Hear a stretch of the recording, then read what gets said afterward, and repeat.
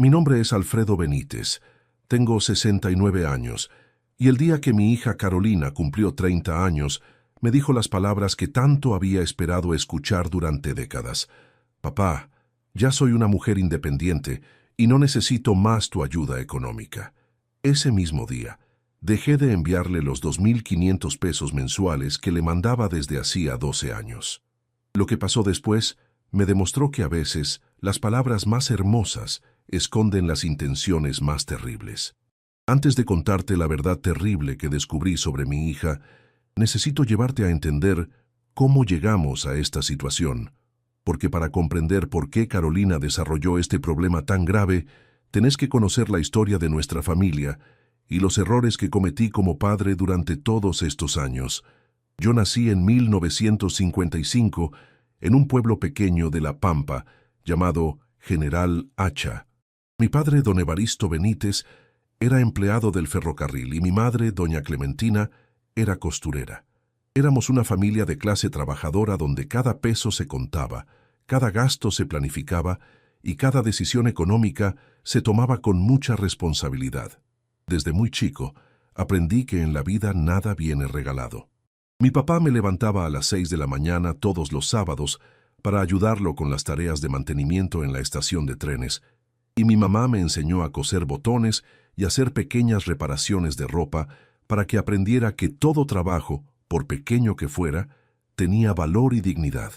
Alfredito, me decía mi mamá cuando yo tenía 8 años y me quejaba de tener que levantarme temprano los fines de semana, el trabajo no es un castigo, es una bendición. La gente que no trabaja no conoce la satisfacción de ganarse su propio pan. Esas palabras se me grabaron para toda la vida. Durante mi infancia y adolescencia, nunca conocí la experiencia de recibir algo sin haberlo ganado. Si quería una bicicleta nueva, tenía que juntar la plata haciendo changas en los comercios del pueblo. Si quería ir al cine, tenía que ahorrar de la pequeña mesada que me daban mis padres por ayudar en casa. Cuando terminé el secundario en 1972, mi papá me dijo algo que marcó el rumbo de mi vida. Hijo, vos tenés 2 opciones. Podés quedarte acá en el pueblo y trabajar conmigo en el ferrocarril, o podés irte a estudiar para maestro a La Plata. Pero si elegís estudiar, vas a tener que bancártelo solo. Nosotros no tenemos la plata para mantenerte en la ciudad. Era una época donde no existían las becas estudiantiles como ahora, donde los hijos de familias obreras tenían muy pocas oportunidades de acceder a la educación superior. Pero yo tenía una vocación clara. Quería ser maestro. Había crecido admirando a mi maestra de primaria, la señorita Elvira, que me había enseñado no solo matemáticas y lengua, sino también el valor de la educación como herramienta de progreso social. Me fui a La Plata con 1.000 pesos en el bolsillo, una valija con ropa y una determinación férrea de convertirme en maestro. Durante los 4 años que duró mi formación, trabajé de todo: mozo en restaurantes baratos, vendedor de diarios, cuidador nocturno, ayudante en una librería. Eran trabajos duros, mal pagos, pero me permitían pagar el alquiler de una habitación en una pensión y comprar los libros necesarios. Algunos días comía solo pan con queso, pero nunca se me ocurrió abandonar mis estudios o pedirle ayuda a mis padres. Cuando me recibí de maestro en 1976, mis padres viajaron especialmente a La Plata para la ceremonia de graduación. Ese día, viendo el orgullo en sus ojos, entendí que todo el sacrificio había valido la pena. Durante los siguientes años, trabajé como maestro en diferentes escuelas rurales de La Pampa y Buenos Aires. Era un trabajo vocacional que no pagaba mucho, pero que me daba una satisfacción inmensa. En 1980 conocí a Teresa Villalba, una enfermera que trabajaba en el hospital del pueblo donde yo daba clases. Era una mujer inteligente, trabajadora, con los mismos valores que había aprendido en mi familia. Nos casamos en febrero de 1981. Teresa y yo compartíamos una filosofía de vida muy clara. Creíamos que las cosas importantes se conseguían con trabajo y paciencia, que no había que endeudarse para vivir por encima de las posibilidades, y que los hijos debían ser educados con amor, pero también con límites claros. Durante los primeros años de matrimonio, mientras buscábamos tener hijos, tuvimos tiempo para planificar cómo íbamos a criar a nuestros futuros niños. Teresa y yo estábamos de acuerdo en que queríamos que nuestros hijos crecieran sabiendo que tenían que ganarse las cosas importantes de la vida. Carolina nació el 15 de marzo de 1993, después de 7 años de matrimonio. Cuando finalmente llegó nuestra hija sana y hermosa, sentimos que era un milagro que había que cuidar y proteger con todo nuestro amor. Pero justamente porque había sido tan difícil tenerla, tendimos a ser más permisivos con Carolina de lo que habíamos planeado. Los primeros síntomas de que estábamos criando mal a Carolina aparecieron cuando ella tenía 5 años. La llevé a la juguetería para comprarle un regalo de cumpleaños, y después de elegir una muñeca, vio otra más cara y empezó a llorar. Terminé comprándole las 2 muñecas para que dejara de llorar. Teresa era más firme que yo, más consistente con los límites. Pero yo empecé a socavar su autoridad sin darme cuenta. Si Teresa le decía algo a Carolina, yo terminaba cediendo para evitar conflictos. «Estás malcriando a esa chica», me decía Teresa.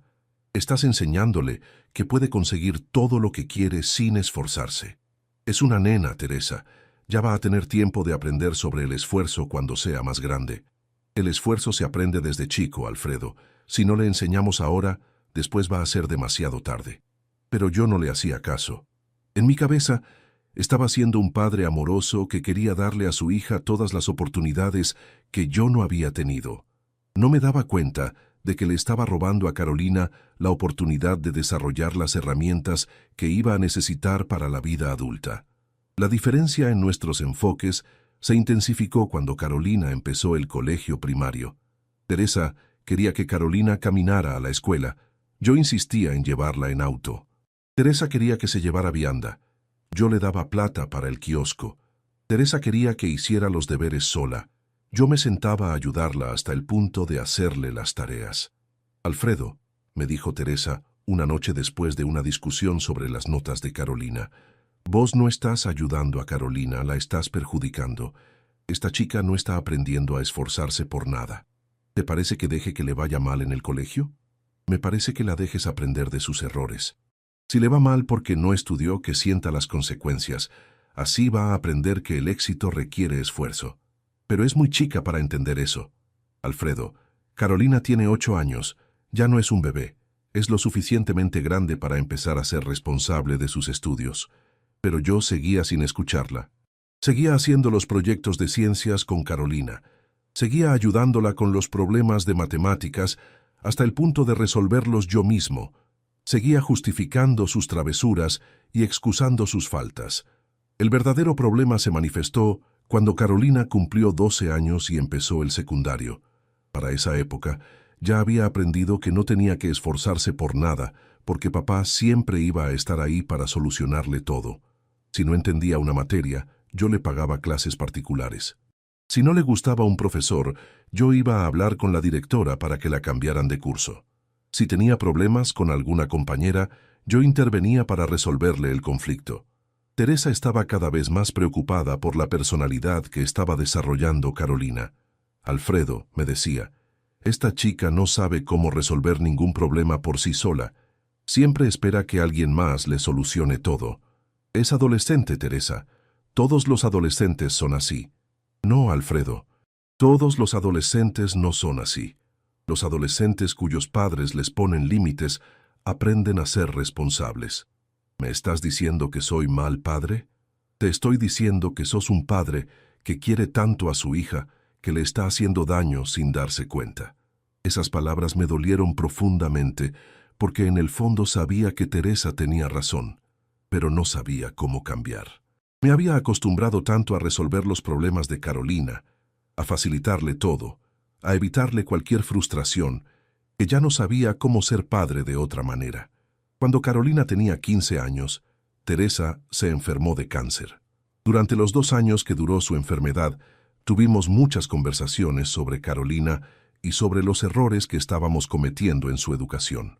«Alfredo», me dijo Teresa una noche mientras estaba internada en el hospital recibiendo quimioterapia, «si me pasa algo, prométeme que vas a cambiar la forma en que tratas a Carolina. No te va a pasar nada, amor. Vas a salir adelante. Prométeme que si me pasa algo vas a enseñarle a Carolina a ser independiente». «¿Por qué me decís eso?» Porque tengo miedo de que si yo no estoy para poner límites, vos la conviertas en una persona que no sabe vivir sin ayuda. Carolina es inteligente. Ella sola va a aprender. La inteligencia no es suficiente, Alfredo. También hace falta carácter. Y el carácter se forma con límites, con responsabilidades, con consecuencias. Teresa murió en agosto de 1999, cuando Carolina tenía 16 años. Su muerte me devastó completamente, no solo por la pérdida de la mujer que amaba, sino porque me quedé solo criando a una adolescente en plena formación de su personalidad. Y en lugar de honrar la promesa que le había hecho a Teresa de enseñarle límites a Carolina, hice exactamente lo contrario. Mi dolor por la pérdida de mi esposa me llevó a aferrarme aún más a mi hija, a complacerla aún más, a evitarle cualquier sufrimiento que pudiera recordarme mi propio sufrimiento. «Papá», me dijo Carolina una noche, pocas semanas después del funeral de Teresa, «no quiero ir más al colegio. Me da mucha tristeza estar ahí sin mamá». En lugar de explicarle que la educación era importante y que Teresa habría querido que siguiera estudiando, le dije, «Está bien, mi amor, podés faltar unos días hasta que te sientas mejor». Unos días se convirtieron en unas semanas se convirtieron en unos meses. Carolina perdió todo el último año del secundario por las faltas, y en lugar de hacer que repitiera el año, le pagué clases particulares para que pudiera rendir todas las materias libres y terminar el colegio sin haber asistido prácticamente a ninguna clase. Cuando Carolina se graduó en diciembre de 1999, a los 16 años, ya se había acostumbrado completamente a la idea de que yo le iba a solucionar cualquier problema que apareciera en su vida. Y yo me había acostumbrado a la idea de que mi función como padre era evitarle cualquier dificultad a mi hija. El año 2000, Carolina cumplió 17 años y me habló de irse a estudiar a Córdoba. «Quiero estudiar psicología», me dijo. La verdad es que había elegido psicología porque había escuchado que era una carrera fácil, pero yo no cuestioné su decisión. «¿Cuánta plata vas a necesitar?» «Lo que sea normal, alquiler, comida, libros». Hablé con conocidos y me dijeron que con 1.500 pesos mensuales una chica podía vivir cómodamente. Pero decidí mandarle 2.000 pesos porque quería que pudiera estudiar sin preocupaciones económicas. «No quiero que tengas que trabajar mientras estudias», le dije. «Quiero que te concentres en tus estudios». «Gracias, papá. Sos el mejor padre del mundo». Pero hacia fin de año empezaron las primeras señales de que algo no andaba bien. Carolina me llamó para contarme que había perdido algunas materias. «¿Cómo perdiste las materias?», le pregunté. «Es que la universidad es muy diferente al colegio, papá. Es mucho más difícil». «¿Estudiaste lo suficiente?». «Sí, estudié muchísimo, pero algunos profesores son muy exigentes». Lo que yo no sabía en ese momento era que Carolina había descubierto algo que iba a cambiar su vida para siempre: los juegos de azar online. Todo había empezado de manera inocente, en una fiesta de estudiantes, donde unos compañeros le habían mostrado una aplicación de póker que permitía ganar dinero real jugando desde el celular. «Mira», le había dicho un compañero de la facultad, «con esta aplicación podés hacer plata fácil. Yo el mes pasado gané 500 pesos en 2 noches».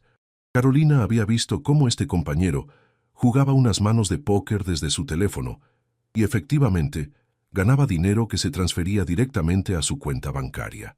Para Carolina, que siempre había tenido dificultades para administrar los 2.000 pesos mensuales que yo le enviaba, la posibilidad de generar ingresos adicionales jugando desde su departamento le había parecido una oportunidad increíble.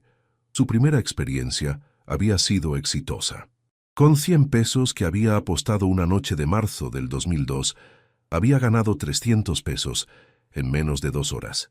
Era más dinero del que había ganado trabajando en toda su vida, y la sensación de poder que había experimentado al ver esos números crecer en su cuenta bancaria había sido embriagadora.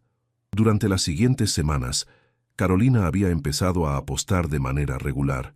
Algunas noches ganaba, otras noches perdía, pero en general las ganancias superaban las pérdidas. Para mayo de ese año, había logrado juntar casi 1.000 pesos adicionales a los 2.000 que yo le enviaba mensualmente. Pero hacia el final del segundo año universitario, las cosas habían empezado a cambiar. Las rachas de mala suerte se habían vuelto más frecuentes y más largas. En una sola noche de julio había perdido todo lo que había ganado durante los meses anteriores, más 500 pesos de los 2,000 que yo le había enviado ese mes. Por primera vez desde que había empezado a apostar, Carolina había tenido que pedirme dinero extra con una excusa inventada. Papá, me había llamado, necesito que me mandes 500 pesos más este mes porque se me rompió la heladera. Yo le había mandado los 500 pesos sin sospechar nada. Lo que no sabía era que esos 500 pesos se habían convertido en la primera de muchas mentiras que Carolina me iba a contar durante los siguientes años. Porque Carolina no había aprendido la lección de esa pérdida. Al contrario, había interpretado esa mala racha como una injusticia que tenía que ser corregida. Durante el mes de agosto había vuelto a apostar, convencida de que iba a recuperar todo lo que había perdido. Para el final del segundo año universitario, Carolina había desarrollado lo que los psicólogos llaman pensamiento mágico, la creencia de que los resultados aleatorios pueden ser controlados o predichos. Estaba convencida de que había desarrollado un sistema para ganar al póker, que podía predecir las cartas que iban a salir. Durante el tercer año de la carrera, había empezado a apostar cantidades cada vez más grandes, convencida de que así iba a recuperar todo lo perdido de una sola vez. Para financiar estas apuestas cada vez más altas, Carolina había empezado a usar todo tipo de estrategias para conseguir dinero. Le pedía préstamos a sus compañeras con excusas sobre gastos urgentes. Vendía los libros que yo le compraba y después me pedía dinero para comprar libros nuevos. Papá me había llamado en abril del 2003. Me robaron la mochila con todos mis apuntes. Necesito 500 pesos para pagar fotocopias. Papá me había llamado en junio. Se inundó el departamento. Necesito 1,000 pesos para arreglar los daños. Cada una de estas historias había sido completamente inventada. Pero yo las había creído todas porque confiaba en mi hija y porque jamás se me había ocurrido que pudiera estar mintiendo de manera tan sistemática. Durante ese tercer año universitario, los pedidos de dinero extra se habían vuelto tan frecuentes que yo había empezado a preocuparme. Había llegado a enviarle hasta 3,500 pesos en algunos meses, cuando originalmente habíamos acordado 2,000 pesos mensuales. Lo que Carolina no me estaba diciendo era que ya para esa época había perdido más de 20,000 pesos apostando. Dinero que había conseguido no solo de mí, sino también de préstamos que había pedido a compañeras, a profesores, a cualquier persona dispuesta a prestarle plata. Había desarrollado también rituales y supersticiones alrededor del juego. Creía que ciertas horas del día eran más propicias para ganar, que usar determinada ropa le daba suerte, que apostar desde ciertos lugares de su departamento influía en los resultados. Para el cuarto año de la carrera, la situación había empeorado dramáticamente. Carolina ya no se conformaba con apostar pequeñas cantidades. Había descubierto otros tipos de juegos online: ruleta, máquinas tragamonedas, apuestas deportivas. Una noche de octubre del 2004, Carolina había perdido 5,000 pesos en menos de 4 horas jugando a la ruleta online. Era más dinero del que yo le enviaba en 2 meses, y ella lo había perdido en una sola sesión de juego. Esa noche había sido un punto de inflexión. Por primera vez, Carolina había experimentado lo que los especialistas llaman pánico de pérdida. La sensación desesperante de haber perdido una cantidad de dinero tan grande que ya no podía ser recuperada con métodos normales. Para financiar estas apuestas, cada vez más desesperadas, Carolina había empezado a recurrir a métodos cada vez más extremos. Había vendido secretamente joyas que le había regalado Teresa antes de morir. Había empeñado la computadora que yo le había comprado para estudiar. Había pedido préstamos con tasas de interés abusivas a prestamistas que operaban cerca de la universidad. Durante ese período, Carolina había desarrollado también síntomas físicos relacionados con su adicción. Había adelgazado considerablemente porque a menudo se olvidaba de comer cuando estaba jugando. Tenía insomnio crónico porque pasaba las noches apostando online. Para el quinto año de la carrera, Carolina había abandonado prácticamente por completo la universidad. Oficialmente seguía inscripta y yo seguía pagándole la cuota mensual, pero ella apenas pisaba la facultad. Pasaba las 24 horas del día pensando en apuestas. Su departamento se había convertido en un lugar desordenado y sucio porque Carolina no tenía tiempo ni energía para ocuparse de tareas domésticas básicas. Vivía de comida chatarra, dormía vestida sobre la cama sin cambiar las sábanas y había dejado de bañarse regularmente. En febrero del 2005, Carolina se había graduado oficialmente de la universidad. Había logrado aprobar las materias mínimas necesarias para obtener el título, aunque la mayoría las había aprobado con notas muy bajas. «Papá», me había dicho, «por fin me recibí, soy psicóloga». «Felicitaciones, mi amor, estoy muy orgulloso. ¿Y ahora qué vas a hacer?» «Voy a buscar trabajo acá en Córdoba». Pero Carolina no estaba buscando trabajo. Seguía apostando con más desesperación que nunca, convencida de que ahora que era profesional iba a tener más suerte en los juegos. Durante el año 2005, los pedidos de dinero se habían intensificado. Carolina había desarrollado una nueva estrategia: pedirme sumas más grandes con menos frecuencia, pero siempre con historias dramáticas. «Papá», me había llamado en mayo. «Me ofrecieron un trabajo muy bueno, pero me piden un curso de especialización que cuesta 5,000 pesos. «Papá», me había llamado en agosto. «Me robaron todo en el departamento. Necesito 3,000 pesos para reponer lo básico».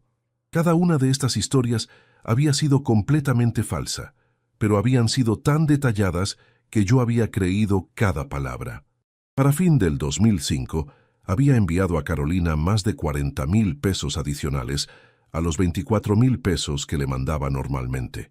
Lo que no sabía era que cada peso de esos 40,000 pesos había terminado en las máquinas tragamonedas online, en las mesas de póker virtuales, en las ruletas digitales que se habían apoderado completamente de la vida de mi hija. Para el 2006, Carolina había desarrollado tolerancia. Necesitaba apostar cantidades cada vez mayores para sentir la misma emoción. Una apuesta de 100 pesos ya no le generaba ninguna adrenalina. Necesitaba apostar 1,000 pesos, 5,000 pesos, 10,000 pesos para sentir algo parecido a la emoción original. También había desarrollado síntomas de abstinencia. Cuando pasaba más de 24 horas sin apostar, experimentaba ansiedad severa, temblores, sudoración, irritabilidad extrema. El juego ya no era algo que hacía por diversión, sino algo que necesitaba hacer para sentirse normal. En el 2007, Carolina había empezado a tener problemas serios con prestamistas ilegales. Había pedido dinero a 3 organizaciones diferentes que operaban en Córdoba, y cuando no había podido pagar, habían empezado a amenazarla. «Señorita», le había dicho uno de los prestamistas, «usted nos debe 15,000 pesos hace 6 meses.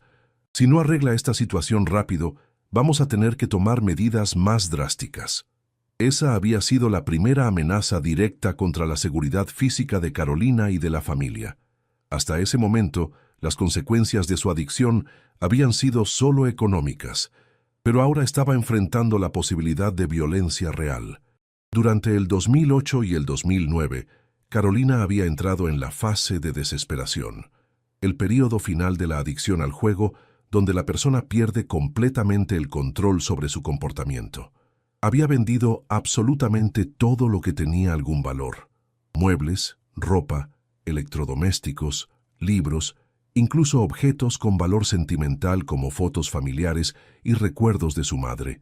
Su departamento se había convertido en un espacio prácticamente vacío. También había empezado a robar dinero de cualquier lugar donde pudiera encontrarlo.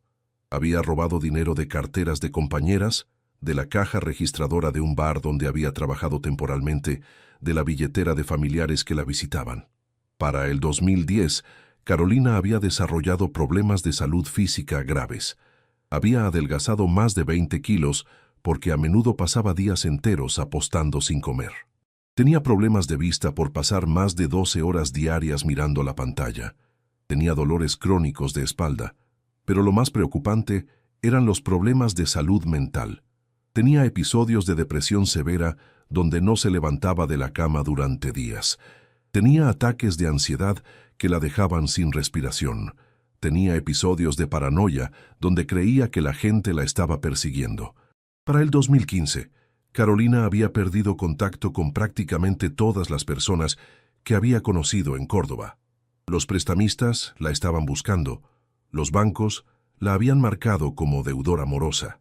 Las pocas amigas que le quedaban ya no le creían ninguna de sus historias. Y durante todo este tiempo yo seguía enviándole los 2.500 pesos mensuales religiosamente, sin sospechar nada. Carolina había desarrollado una habilidad increíble para mantener una fachada de normalidad durante nuestras conversaciones telefónicas. ¿Todo bien con el trabajo?, le preguntaba yo. Sí, papá, todo perfecto. Estoy muy contenta. Cada una de estas respuestas había sido una mentira destinada a mantenerme alejado de la realidad. Carolina había desarrollado un sentido de vergüenza tan profundo por lo que se había convertido, que la idea de confesar la verdad le resultaba absolutamente insoportable. Prefería seguir mintiendo, seguir cayendo más profundo en el pozo que había cavado, antes que enfrentar la realidad. Durante toda mi vida había soñado con el momento en que Carolina me dijera que ya no necesitaba mi dinero.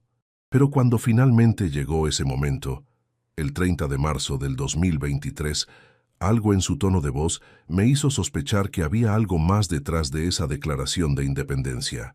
Durante el segundo año, las cosas empeoraron. Carolina aprobó solo 3 materias de las 8 que tenía que cursar. Cuando le pregunté qué estaba pasando, me daba explicaciones vagas sobre profesores difíciles y materias aburridas. Para el 2005, Carolina tenía 24 años y había aprobado solo 20 materias de las 40 que comprendían la carrera.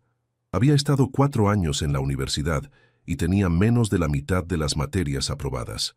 Carolina, le dije durante una visita, no podés seguir así. O te concentras en estudiar, o vas a tener que buscar trabajo y mantenerte sola. Papá, no me presiones. Ya sé que tengo que estudiar más, pero la carrera es muy difícil. La carrera no es más difícil para vos que para tus compañeros. La diferencia es que vos no estudiás lo suficiente. ¿Cómo sabés si estudio o no? Lo sé por las materias que aprobás cada año. Las materias que apruebo no reflejan lo que estudio. Reflejan lo injustos que son algunos profesores. Carolina, ya tenés 24 años. Ya no podés seguir echándole la culpa a los profesores cuando las cosas no te salen bien. Pero Carolina había aprendido que siempre había alguien más responsable de sus fracasos. Los profesores eran injustos, los compañeros no la ayudaban, las materias eran aburridas, el sistema universitario era deficiente. Siempre había una explicación externa para justificar sus propios errores. Durante toda mi vida, había soñado con el momento en que Carolina me dijera que ya no necesitaba mi dinero.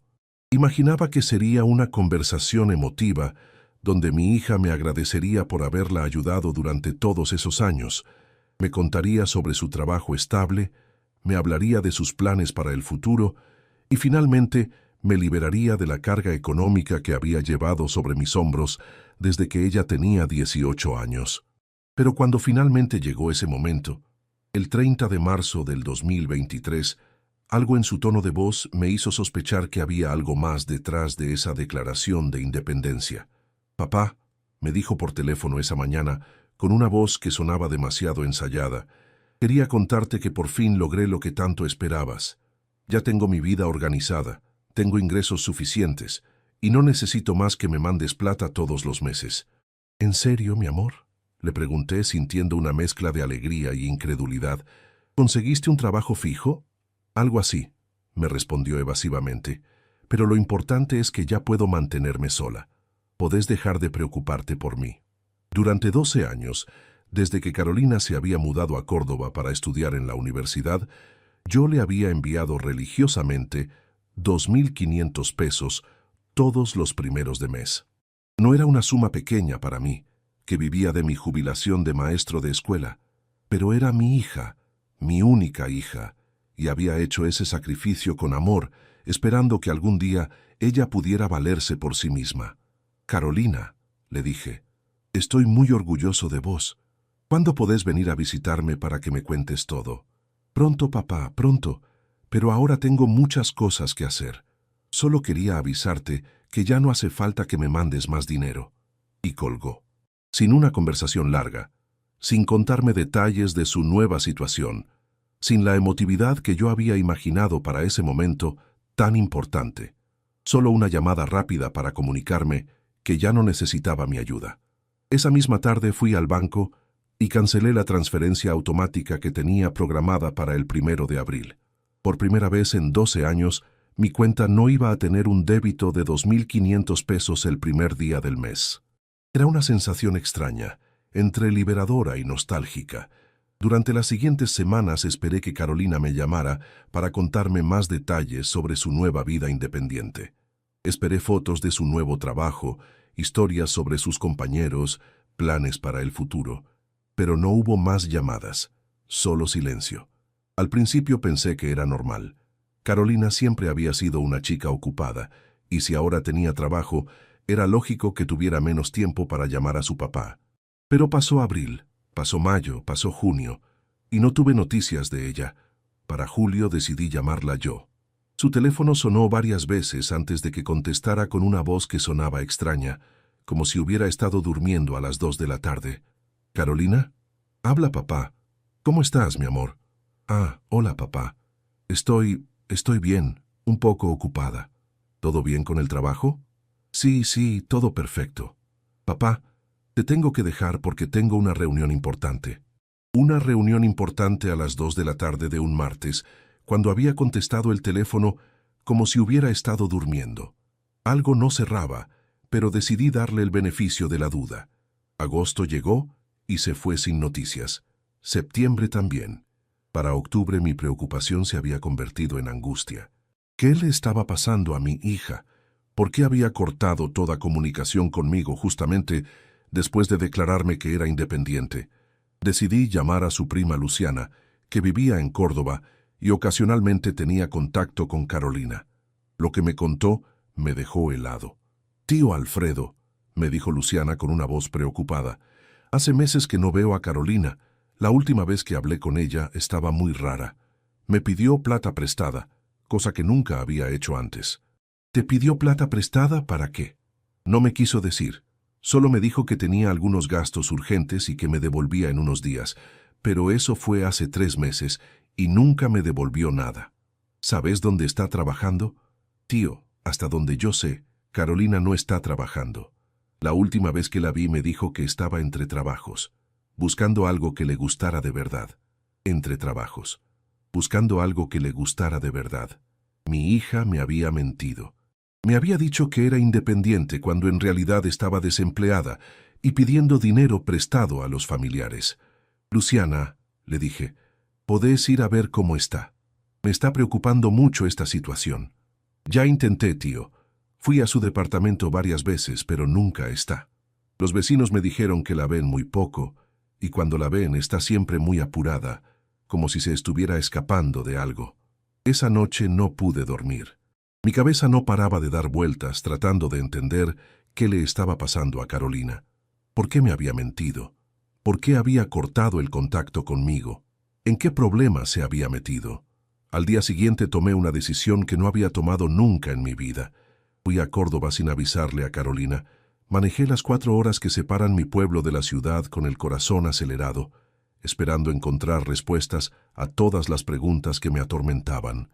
Cuando llegué al edificio donde vivía Carolina, toqué el timbre durante 10 minutos, pero nadie contestó. El portero del edificio, un señor mayor que me reconoció de visitas anteriores, me confirmó lo que ya temía. «Don Alfredo», me dijo, «hace tiempo que no veo a su hija, y cuando la veo la verdad es que está muy cambiada, muy flaca, muy nerviosa, siempre apurada». «¿Cambiada en qué sentido?» No sé cómo explicárselo, pero ya no es la chica alegre que venía siempre a saludarnos. Ahora pasa corriendo, no saluda a nadie y tiene una cara como de susto. Cara de susto. Esas palabras me atravesaron como un puñal. ¿Qué le había pasado a mi hija? ¿En qué se había metido? Decidí esperar en el hall del edificio hasta que apareciera. Pasé 3 horas sentado en una silla incómoda, imaginando los peores escenarios, hasta que finalmente la vi entrar. No pude reconocerla inmediatamente. La Carolina que entró a ese edificio no tenía nada que ver con la hija que yo recordaba. Había adelgazado muchísimo, tenía ojeras profundas, el pelo sucio y despeinado, y una forma de moverse nerviosa y asustadiza que jamás le había visto. «¿Carolina?», le dije poniéndome de pie. Se quedó paralizada al verme.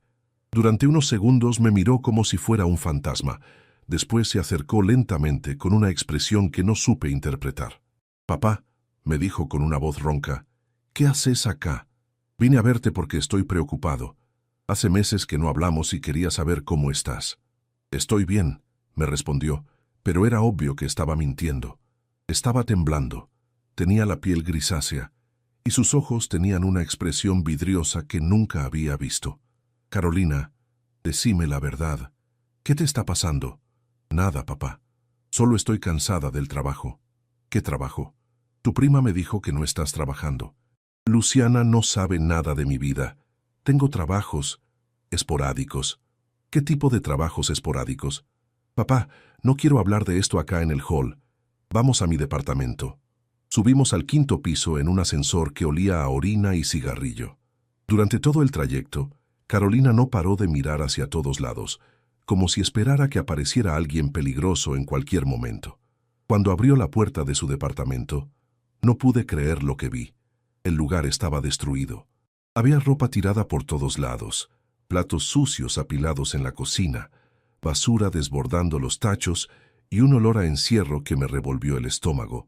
Pero lo que más me impactó fue ver que la mayoría de los muebles habían desaparecido.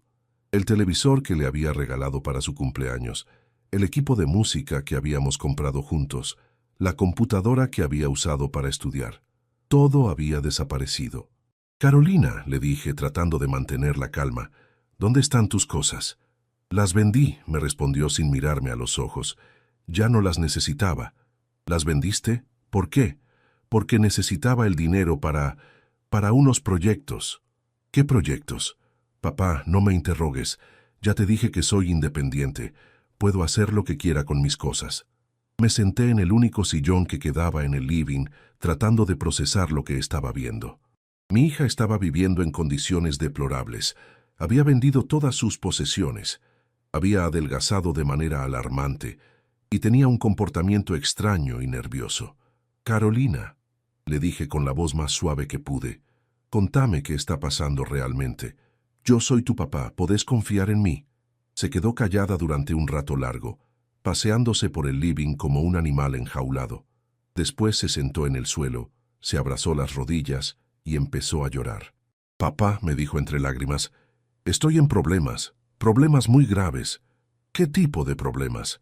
«Problemas de dinero. Le debo plata a gente muy peligrosa». «¿Cuánta plata les debes?» «Mucha, muchísima, más de lo que vos podés imaginar». «Pero Carolina, ¿cómo llegaste a esa situación? ¿Qué pasó con la plata que te mandaba todos los meses?» «La plata que me mandabas no me alcanzaba, papá. Nunca me alcanzó». «¿Cómo que no te alcanzaba?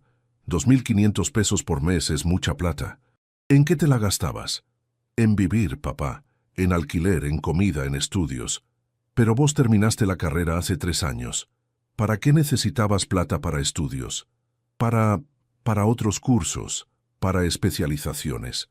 Había algo en su manera de hablar que me hacía sospechar que no me estaba contando toda la verdad.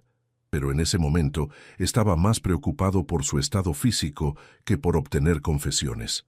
«Carolina», le dije, «olvídate de los problemas de dinero por ahora. Lo primero que tenemos que hacer es llevarte a un médico. Estás muy delgada, muy pálida». «No necesito médico», me respondió bruscamente. «Necesito que me ayudes con la deuda». «¿Cuánto les debes?» 70.000 pesos. 70.000 pesos. Era una suma enorme, más de lo que yo ganaba en 2 años de jubilación.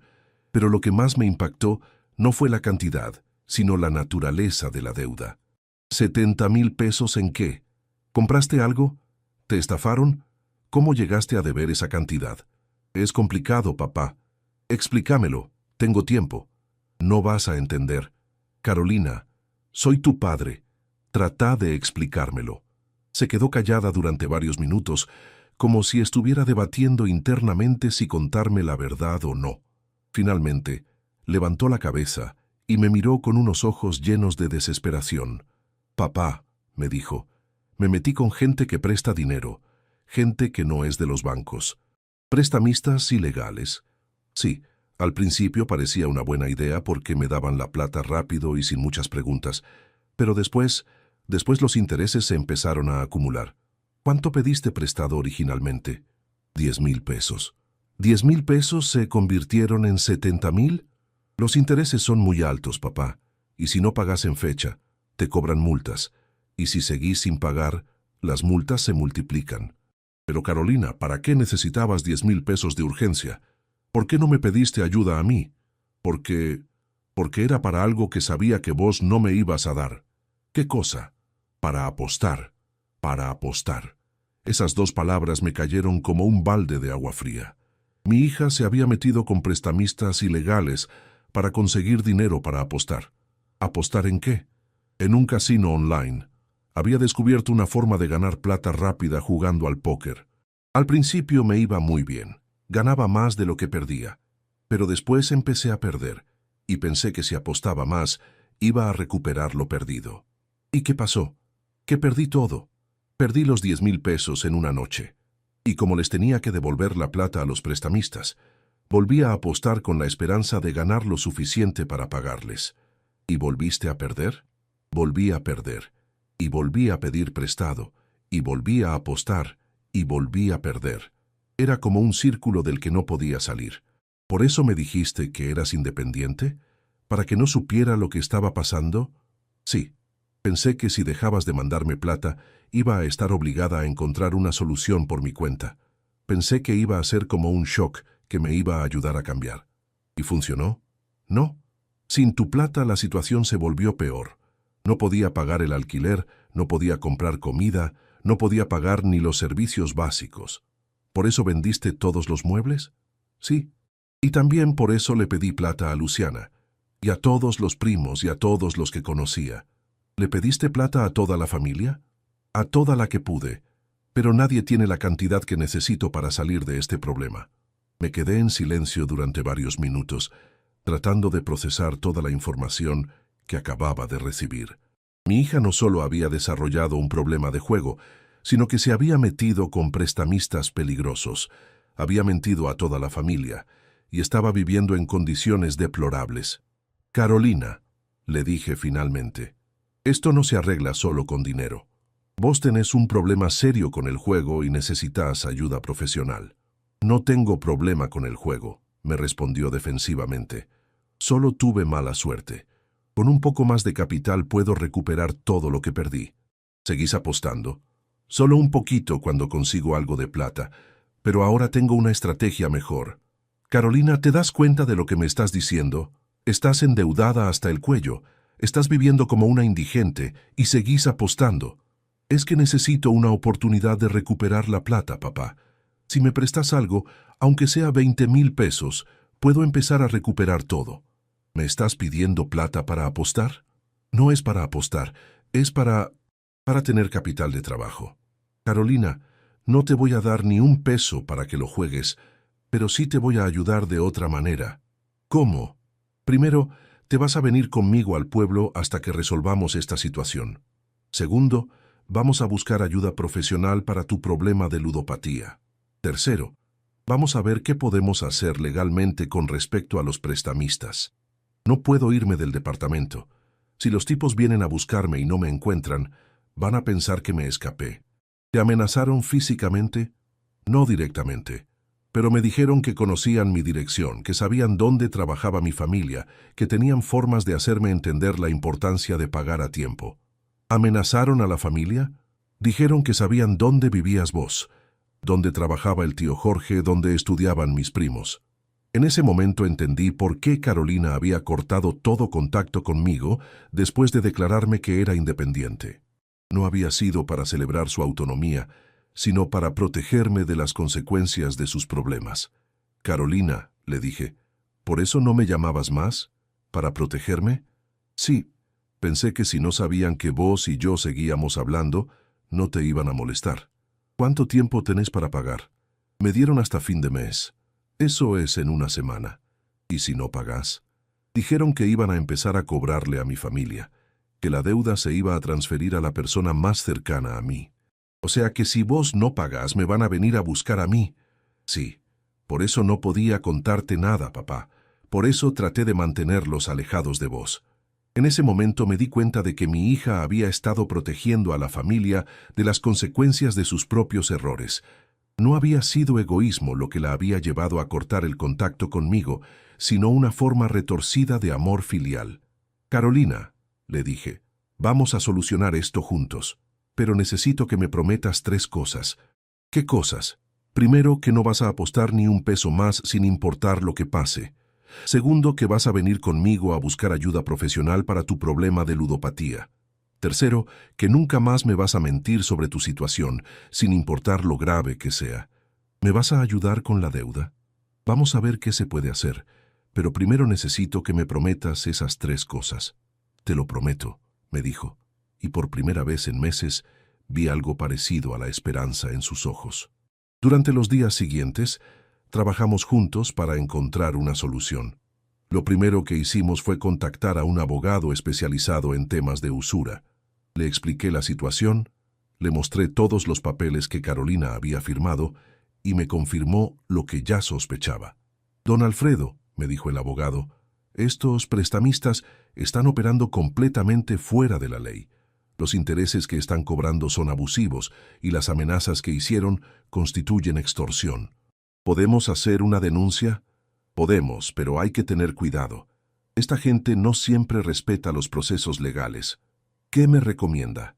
Que primero tratemos de negociar una reducción de la deuda. Si su hija debía originalmente 10,000 pesos, es probable que podamos llegar a un arreglo por esa suma, más un interés razonable.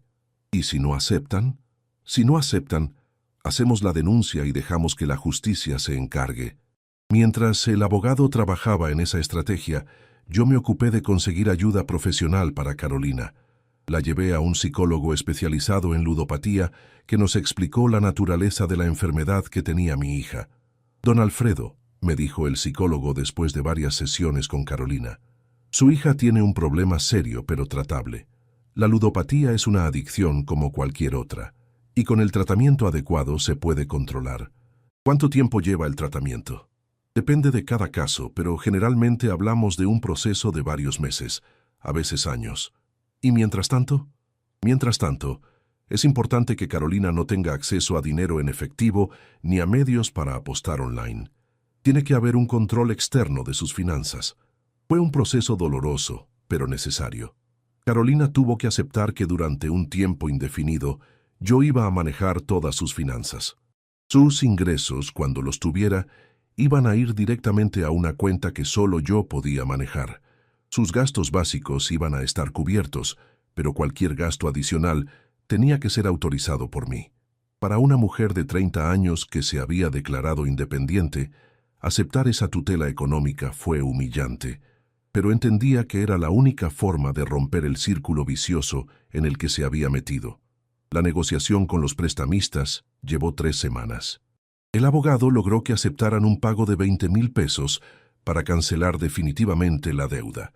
Era el doble de lo que Carolina había pedido originalmente prestado, pero era mucho menos que los 70,000 pesos que pretendían cobrar. Para conseguir esos 20,000 pesos, tuve que vender el auto que había comprado 2 años antes. Era un Corsa usado, pero en buen estado, que había pensado usar para viajar durante mi jubilación. Pero la tranquilidad de saber que mi hija estaba fuera de peligro valía mucho más que cualquier comodidad personal. El día que fuimos a hacer el pago, Carolina estaba temblando de nervios. Nos encontramos con los prestamistas en un bar del centro de Córdoba, 2 hombres de unos 40 años que parecían tipos normales, pero que tenían una forma de hablar que no dejaba dudas sobre su peligrosidad. «Señor», le dijeron a Carolina cuando les entregamos el dinero, «esperamos que haya aprendido la lección. La próxima vez que necesite plata, pídasela a su papá en lugar de venir con nosotros». «No va a haber próxima vez», les respondí yo. «Mi hija entendió que cometió un error. Esperemos que así sea, porque nosotros tenemos muy buena memoria y no nos gusta que la gente nos haga perder el tiempo». Cuando salimos de ese bar, Carolina se largó a llorar como no la había visto llorar desde que era una niña. «Papá», me dijo, «no sabes el miedo que tenía de que les pasara algo a vos o a la familia por mi culpa. Ya está, mi amor, ya pasó todo. Ahora lo importante es que sigas con el tratamiento y que reconstruyas tu vida». Durante los meses siguientes, Carolina vivió conmigo en el pueblo mientras continuaba con su terapia psicológica. Fue un periodo difícil para los dos. Ella tenía que lidiar con la frustración de no poder manejar su propia plata, y yo tenía que lidiar con la ansiedad de estar constantemente vigilando que no recayera en el juego. Hubo varias crisis. En 2 oportunidades, la descubrí tratando de acceder a casinos online desde su teléfono. Una vez encontré que había creado una cuenta falsa en una aplicación de apuestas deportivas. Cada recaída era un paso atrás en su proceso de recuperación. «Carolina», le decía cada vez que la descubría apostando, «vos me prometiste que no ibas a volver a jugar. Es que no puedo evitarlo, papá. Es como una necesidad que no puedo controlar. Por eso estás en tratamiento, para aprender a controlarlo. Pero es muy difícil. Vos no entendés lo que se siente». Era verdad, yo no entendía. Para mí, apostar había sido siempre algo opcional, algo que se podía hacer o no hacer según las ganas.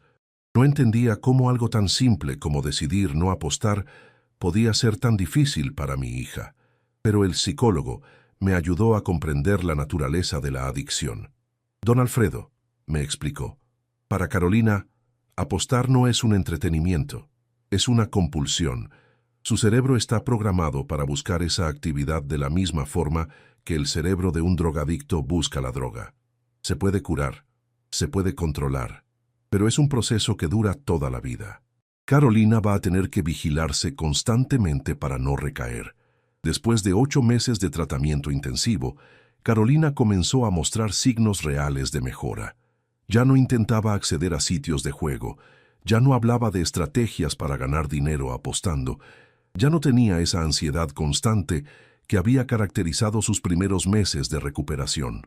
«Papá», me dijo una tarde mientras estábamos tomando mate en el patio de casa, «creo que empiezo a entender lo que me pasó». «¿Entendés?» Que el problema no era la mala suerte. El problema era que yo creía que podía controlar algo que no se puede controlar. ¿Te referís al azar? Me refiero a todo. Creía que podía controlar los resultados de las cartas, que podía controlar cuándo iba a ganar, que podía controlar las consecuencias de mis apuestas. ¿Y ahora? Ahora entiendo que lo único que puedo controlar es la decisión de no apostar. Esa conversación me marcó profundamente, porque me di cuenta de que Carolina había entendido algo fundamental, la diferencia entre lo que podemos controlar y lo que no podemos controlar. En enero del 2024, 11 meses después de la crisis, Carolina consiguió su primer trabajo estable desde hacía años. Era un puesto de administrativa en una escuela privada de Córdoba. El sueldo no era alto, pero era honesto, y le daba la posibilidad de empezar a reconstruir su independencia económica. «Papá», me dijo el día que firmó el contrato, «quiero que sepas que este trabajo lo conseguí por mis propios méritos. No aposté nada para conseguirlo, no mentí en la entrevista, no busqué atajos. Estoy orgulloso de vos, mi amor, y quiero pedirte perdón por todo lo que te hice pasar, por las mentiras, por el dinero que perdí, por el miedo que te causé. Ya está perdonado, Carolina. Lo importante es que aprendiste de tus errores. ¿Puedo preguntarte algo? Por supuesto. ¿Vos sabías que yo tenía problemas con el juego antes de que pasara todo esto? Sospechaba que había algo raro con la plata que te mandaba, pero nunca imaginé que fuera algo tan serio.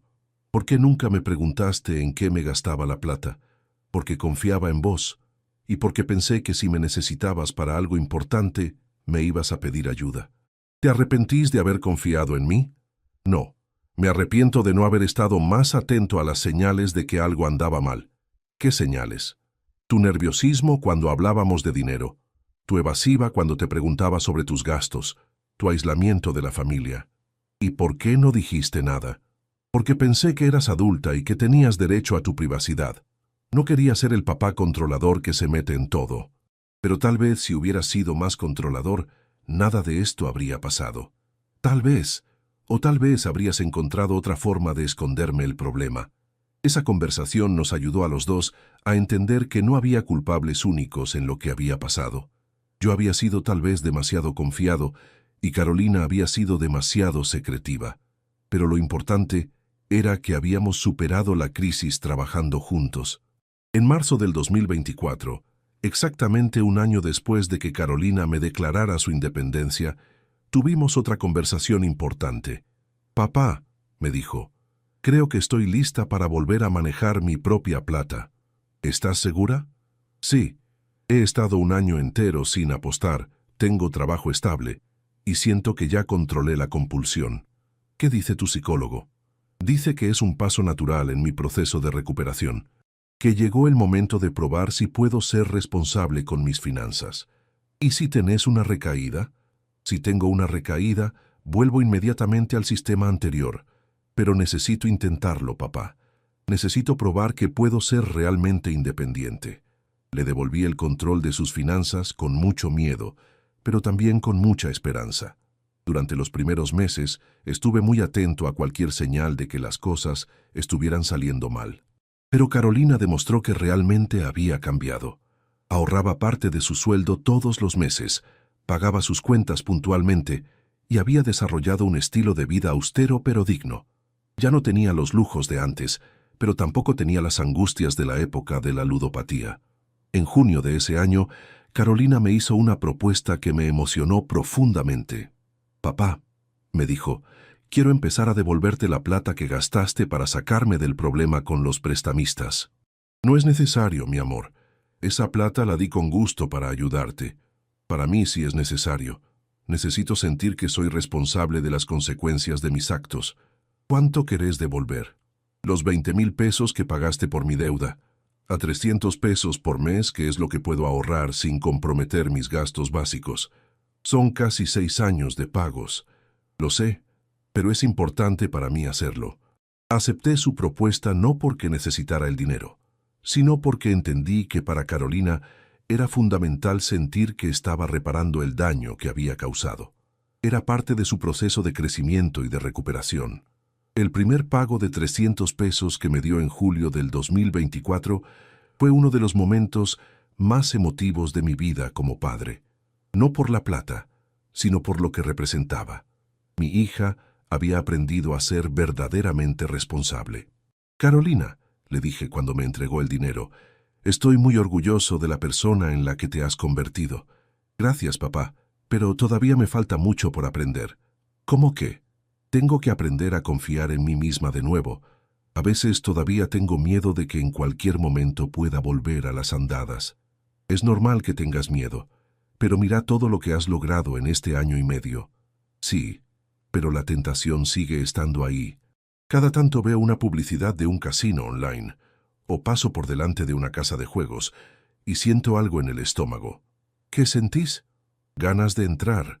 Curiosidad por saber si esta vez sí podría ganar. Es como una voz que me dice que ahora que tengo más experiencia, podría apostar de manera inteligente». «¿Y qué haces cuando tenés esos pensamientos?» «Los reconozco, los acepto, pero no actúo en base a ellos. Mi psicólogo me enseñó que no se puede evitar tener pensamientos tentadores, pero sí se puede evitar actuar según esos pensamientos». «¿Eso funciona?» «Hasta ahora sí, pero tengo que estar vigilante todo el tiempo. Es agotador a veces». «¿Te arrepentís de haber empezado a apostar?» «Me arrepiento de no haber parado a tiempo.